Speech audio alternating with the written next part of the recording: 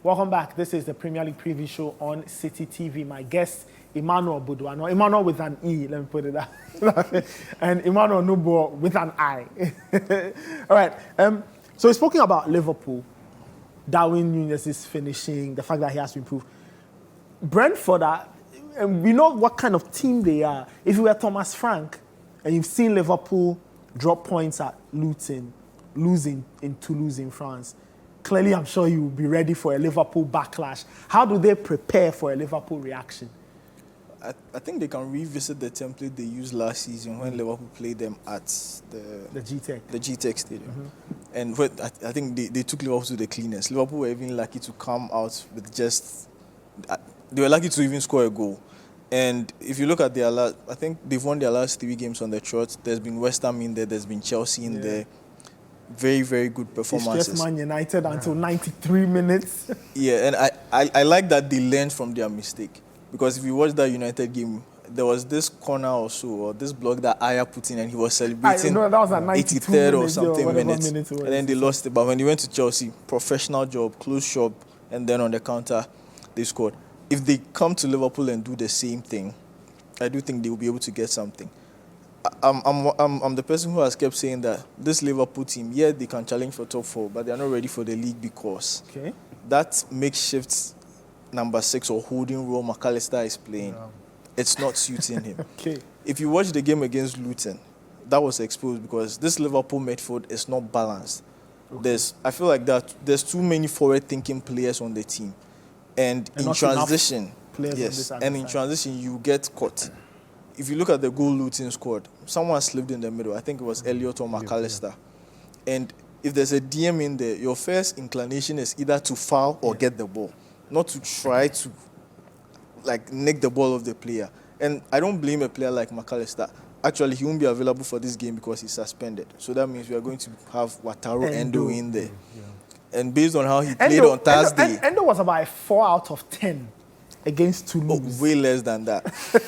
Anything he tried to do was wrong. And I feel like he's yet to fully acclimatize himself to club's demands and club system. We saw that in the game against Newcastle. That was his first game, and Newcastle actually ran through the middle.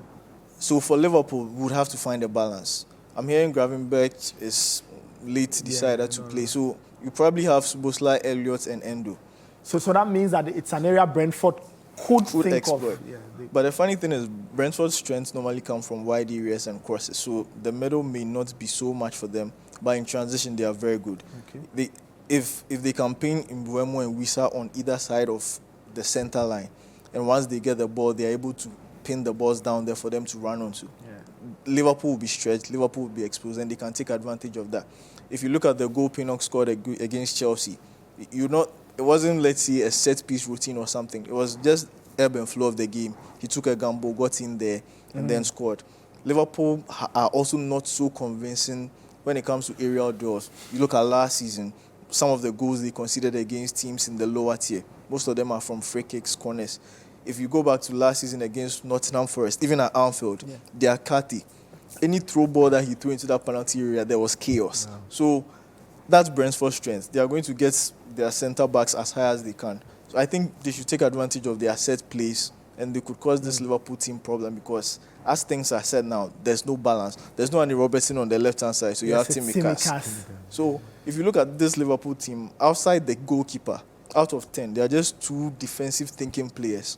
And if you're a team that can exploit transition and you can take advantage of your set pieces, they could steal something at Anfield. All right, we'll see if Brentford can stand a possible Liverpool fight back following the 2 very dodgy results in the Europa League and in the Premier League. Let's get to our final game on our hop around, and it's the biggest one in terms of reputation, size, and all of those things. It's Chelsea versus Manchester City.